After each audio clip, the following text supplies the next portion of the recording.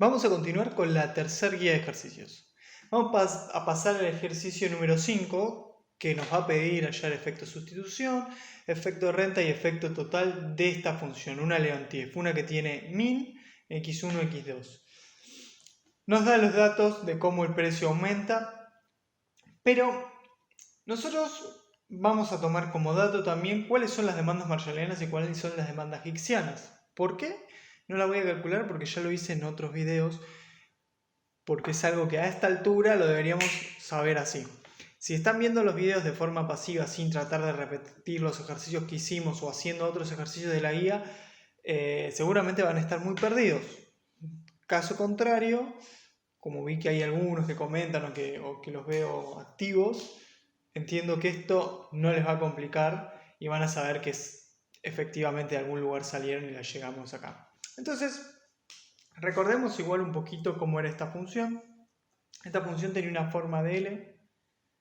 Entonces, si queríamos maximizar la utilidad, lo que tenemos son distintas curvas de indiferencia. Esta no la podemos alcanzar con este nivel de renta. Esta la podemos alcanzar. Esta también. Esta es mayor, nos quedamos con esta. Y nos quedamos en una situación donde x1 es igual a x2. De manera similar, si lo que queríamos era minimizar el gasto, no maximizar utilidad, lo que cambiaba era que teníamos distintas rentas. La menor de todas es esta, sin embargo, no nos sirve para alcanzar el nivel de utilidad deseado. Esta es la que nos sirve para alcanzar el nivel de utilidad deseado. Entonces, pumba, nos quedamos con esta de acá. De manera similar, en el óptimo encontramos que la hicksiana, si esto es la marshalliana, la hicksiana es igual, tiene que cumplirse la misma condición. Genial. Esto es lo que obtenemos.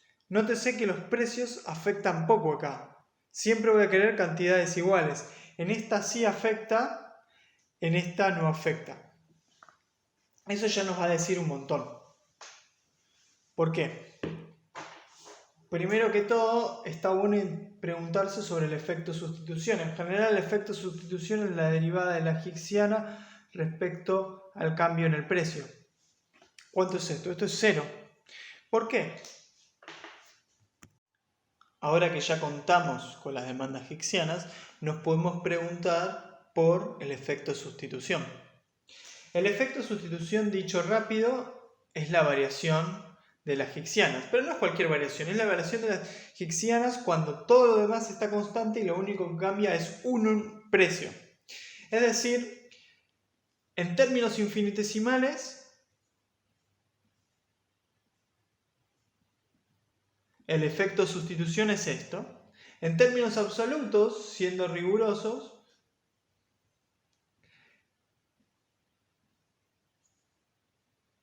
se escribiría así.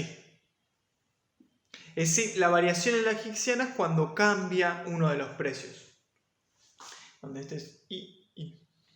Y esta derivada de acá, ¿cuánto es? Bueno, resulta que la derivada de la hicksiana respecto del min j es la derivada de u barra respecto de j. U barra es un número, es como 5, 4, un número real.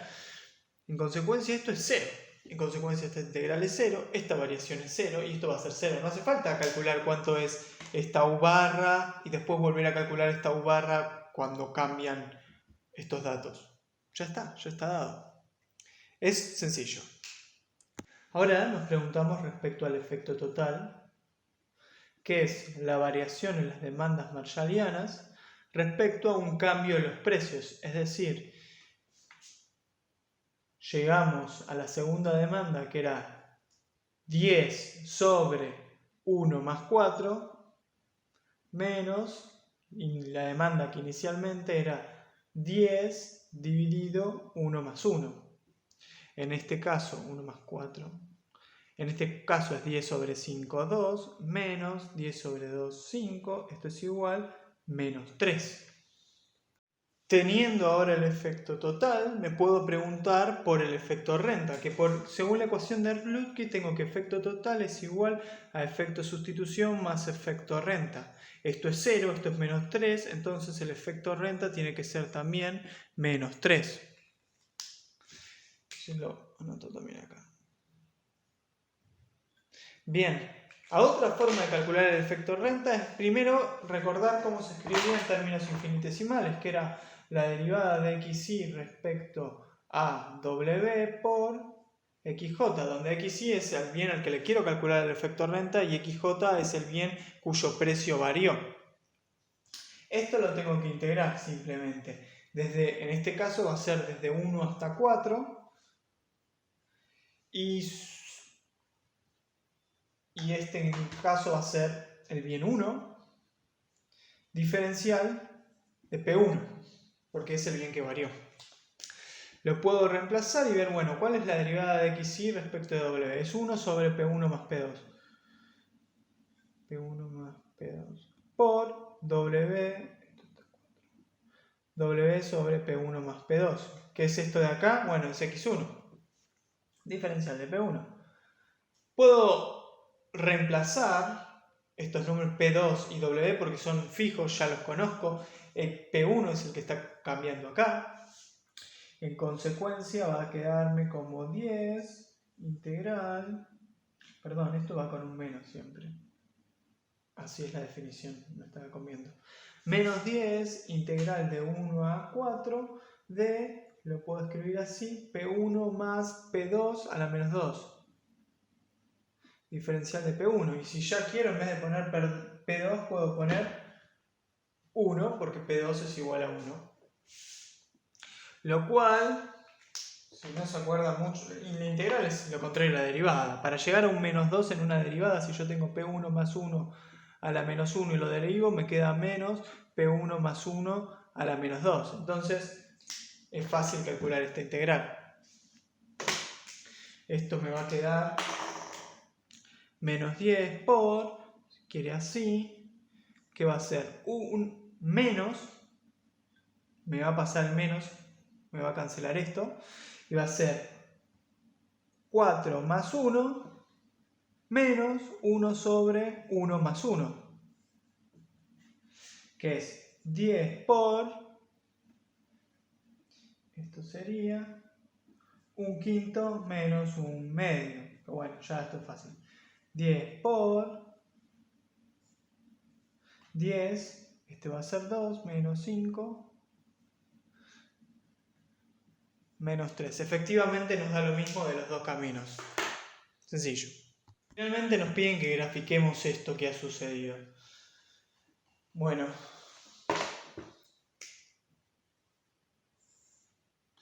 Acá tenemos x1, x2. La restricción presupuestaria inicial va de 10, 10. O sea, pendiente 1. Lo máximo que puedo comprar del bien 1 es 10. Lo máximo que puedo comprar del bien 2 también es 10. Pendiente menos 1. Y bueno, teníamos una... Optimizamos en este punto. Este sería el U barra. Sin embargo, cambió. Lo que pasó es que aumentó el precio del bien 1. Ahora del bien 1 puedo comprar menos. Se me hizo más empinada esta recta. ¿Cuánto puedo comprar en total? 2,5. Esto es la mitad, esto debe ser un cuarto por acá. Entonces, me va a quedar una cosa así. La nueva curva, las nuevas demandas marshallianas deberían pasar por acá, ponele.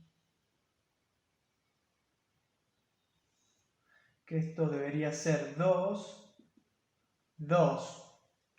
Más o menos me salió. Y para hallar el efecto de sustitución tenemos que agarrar esta curva que estamos acá con esta pendiente, o sea, con esta relación de precios, simplemente subirla. Entonces tengo que dibujar algo paralelo a esto. No sé cómo hacer. Pero el punto es que obtenemos la misma, o sea, cruzamos a la curva de indiferencia en el mismo punto. Podríamos dibujar una más grande y cruzarla por otro lado, pero no estaría minimizando el gasto. Bueno, ese es el bello dibujito con que se tienen que quedar. Ahora vamos a pasar al ejercicio 13. Les recomiendo mucho que si no vieron cómo hallar las demandas marshallianas para esta función de utilidad, que es un ejercicio de la guía anterior, véanlo. No solo véanlo, entiéndanlo bien. Hagan la prueba. Cambien, pónganle un numerito acá a ver qué les da. Porque si no, creo que es más complicado calcular las hexagonas. O al menos eso me parece a mí. De vuelta, a mí intuitivamente me gusta pensar en qué significa esto. Primero, ¿qué pasa si tengo 0 del segundo bien? Si tengo 0 del segundo bien, la utilidad va a tender a ser menos infinito. O sea, sí o sí necesito algo de este bien. Necesito tanto de este bien que hasta estaría dispuesto a tener, no sé, 2 unidades de este bien y tener menos 4 de este, por ejemplo, por decirlo de alguna manera. Es como que me gustaría vender hasta el punto de tener negativo de este bien, que esto me reste utilidad, pero que de acá tener un poquito, asegurarme. Y eso genera algunas complicaciones quizás. Recordemos, esta es una demanda tipo cuasi lineal. Y es importante entenderla y estudiar estas propiedades y ver qué pasa con el efecto renta, qué pasa con el efecto sustitución, si hay o no solución interior. Eso lo voy a discutir después y va a tener ciertas consecuencias para equilibrio parcial, este tipo de preferencias. Bien, primero vamos a calcular el lagrangiano para después poder calcular las demandas hexagonas. A diferencia de la marshalliana, cuando calculamos el lagrangiano no copiamos esto primero porque la función objetivo es el gasto, porque es el problema de minimización del gasto. Es decir, P1x1 por P2x2 más lambda de el nivel de utilidad menos la función de utilidad. Que estoy escribiendo, x1 menos logaritmo natural de x2. Perfecto. Calculo las derivadas de x1, lo cual va a ser p1 menos lambda, derivada del lagrangiano respecto a x2, va a ser igual a p2 menos lambda sobre x2. Genial. Ahora lo que hago es igualar ambas a 0, tengo lambda igual a P1 por este lado, tengo P2 igual lambda y la hexagonal. Genial, me va a quedar esto como P2 por H2 igual a P1. En consecuencia, H2 igual P1 sobre P2. Ya obtuvimos una de las demandas hexagonas. Igual es medio rara porque me dice voy a demandar una cantidad específica de H2 y no aparece el nivel de utilidad, que es lo que uno esperaría que aparezca. Como que eso está dado más allá de cuál sea el nivel de utilidad. Esto hace ruido. Pero, o sea, tiene sentido, pero debería llamarnos un poco la atención. Ahora calculemos la segunda. Para calcular la segunda lo que hacemos es ir acá, decir H1 más, o sea, la restricción a esta función de utilidad, logaritmo natural, en vez de poner H2 ponemos P1 sobre P2 y nos quedaría que U barra menos logaritmo natural de P1 sobre P2, pero puedo copiarlo así, por ejemplo. Por algún motivo a mí me gusta más así. Es igual a H1. Y decimos listo, llegamos a esto. Pero acá hay que tener cuidado. H1 es un bien y de vuelta, de este bien, H1 es una demanda de un bien específico por lo que no podemos tener cantidades negativas de ese bien. Y acá hay que tener presente la restricción de no negatividad, es decir, H1 tiene que ser mayor o igual a 0. Esto de acá tiene que ser mayor o igual a 0. En consecuencia podemos plantearlo así. P1 más logaritmo natural de P2 tiene que ser mayor o igual a 0. Lo voy a reescribir por acá arriba. Voy a anotarme esto. Voy a dejar esto de acá.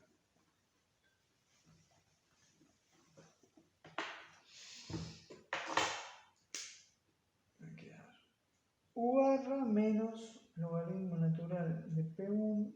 No. Más logaritmo natural de P2 tiene que ser mayor o igual al logaritmo natural de P1. Esto también se puede expresar de otra manera. Dejarlo así está bien la condición, pero a mí me gusta pensarlo así. E a la U más logaritmo natural de P2 tiene que ser mayor o igual a E a la logaritmo natural de P1. En consecuencia, esto es le estoy explicando una transformación monótona creciente, entonces el mayor o igual no me va a cambiar. Esto me va a quedar P2 por E a la U barra, tiene que ser mayor o igual a P1. De hecho, si bien así ya estaría bien, podríamos dar un paso más, que a mí me gustaría eso, es por decir P1 sobre P2, es decir, los precios relativos tienen que ser menor o igual a este factor. U es un numerito, vaya a saber uno cuál, está dado. En consecuencia, la relación entre los precios tiene que ser menor o igual a esto. ¿Qué pasa si esto no se cumple? Y si esto no se cumple, esto implica que H1 va a ser negativo. Voy a querer tener cantidades negativas del bien 1. No se puede. Entonces,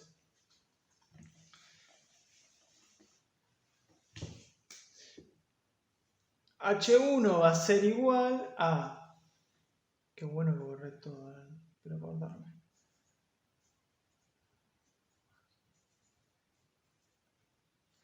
Va a ser igual a esto si P1 sobre P2 menor o igual a U barra.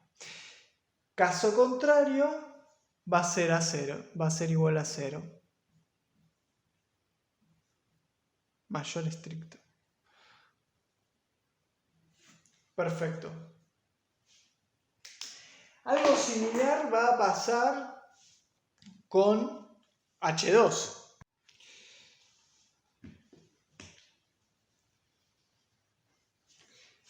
O sea,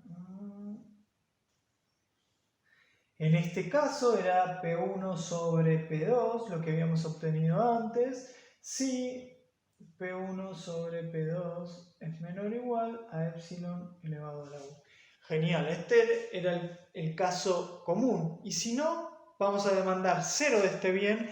En consecuencia, ¿cuánto vamos a demandar del otro bien? Para poder hallar este número, lo que vamos a hacer, bueno, este número de esta función, es irnos acá. Necesitamos llegar a este nivel de utilidad. Sabemos que con x1 vamos a tener 0. Bueno, u va a tener que ser igual al logaritmo natural de h2. En consecuencia, h2 va a tener que ser igual a epsilon elevado a epsilon. A e elevado a la u. Entonces, e a la u, sí. P1 sobre P2 menor o igual a la U. Bien, así obtuvimos las demandas hicksianas.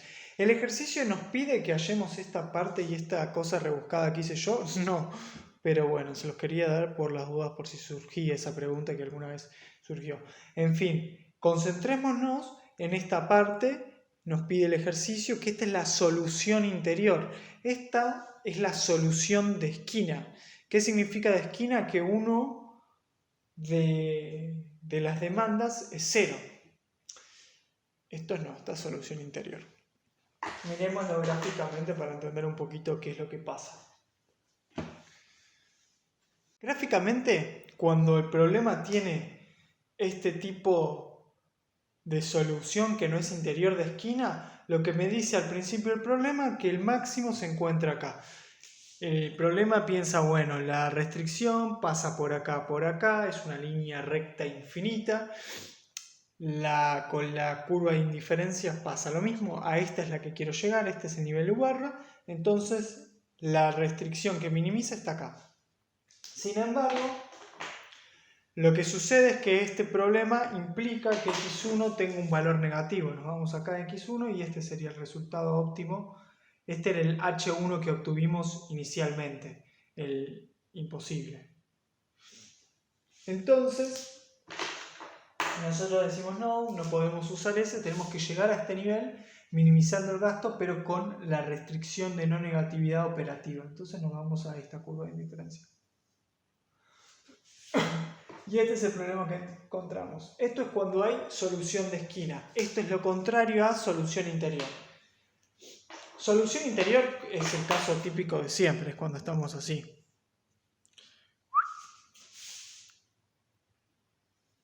Hay tangencia, no nos importa las restricciones de no negatividad, estamos ahí, todo el mundo es feliz. Este es el caso divertido, digamos, el interesante. Y en este caso, sí pueden pasar muchas cosas. ¿Cómo es el efecto renta? ¿Cómo es el efecto sustitución? ¿Y cómo es el efecto total en este caso? Pensémoslo solamente de forma intuitiva. La primera pregunta que nos deberíamos hacer es que si se cumple o no dualidad en este caso, es decir, si la hicksiana es igual a la marshalliana, porque bueno, hay una cosa rara. Bueno, lo cierto es que en la hicksiana y en la marshalliana pasa lo mismo, o sea, en la marshalliana pasa esto que vimos acá. Lo que cambia va a ser la función de utilidad, vamos a tener una recta constante y la función de utilidad que nos gustaba que era mayor va a tener que ser menor. Pero si vieron el problema que hicimos con la cuasilineal con marshalliana, lo van a entender. Ahora, ¿qué pasaría si aumenta uno de los precios? Si esta restricción cambia y gira un poquito. Bueno, esto, si estamos en este punto, entonces estamos diciendo que P1 más sobre P2 es mayor estricto, o sí, es mayor estricto. En realidad si es igual también vamos a estar en este punto, pero la curva de indiferencia sí pasaría por ese punto. Pero bueno, no importa. Les comento esto para que lo entendamos solamente. Si P1 sobre P2 es mayor a esto, estamos en este punto de acá. Genial. Entonces, si aumenta P1, vamos a seguir en ese puntito de ahí. No vamos a cambiar. Se va a mantener todo igual y no va a haber efecto de sustitución. En otras palabras, si aumenta P1 con una misma cantidad de gasto de renta voy a poder consumir menos del bien 1. Entonces esto se mueve así. Esto se empina. Imagínense que si esto estaba así, si esto se empina más, capaz que la solución, en vez de estar acá, la solución libre, pasa a estar por acá. Caso contrario sucede si aumenta P2. Si aumentas P2, lo que va a pasar es que la recta presupuestaria se va a aplanar, las distintas familias de rectas presupuestarias. Entonces, la solución podría pasar de ser de esquina a ser solución interior. Y en ese único caso podría haber un efecto sustitución. Esa es la primera idea. Se podrían hacer varias preguntas respecto a este ejercicio. Una de ellas es, por ejemplo, ¿por qué nos está dando esto si el ejercicio 13 no lo pregunta? Tiene dos respuestas. Primero, me parece genial y me re gusta esto. Segundo, porque si entienden esto, entienden bien cuasilineales, entienden bien efecto de sustitución. De vuelta, el efecto de sustitución me lo discutí de manera intuitiva. Si nos ponemos en detalle, nos vamos a tener que poner mucho detalle. Luego las dos otras preguntas es, ¿qué pasa en este caso? Pensé que estaba grabando y evidentemente no se grabó la explicación, pero igual se los voy a comentar. Me estaba preguntando sobre el efecto renta. Y esto también es muy interesante. Para el efecto renta necesitamos las demandas marshallianas. Cuando la solución es interior, la demanda marshalliana es así. Cuando la solución de esquina, la demanda marshalliana es así.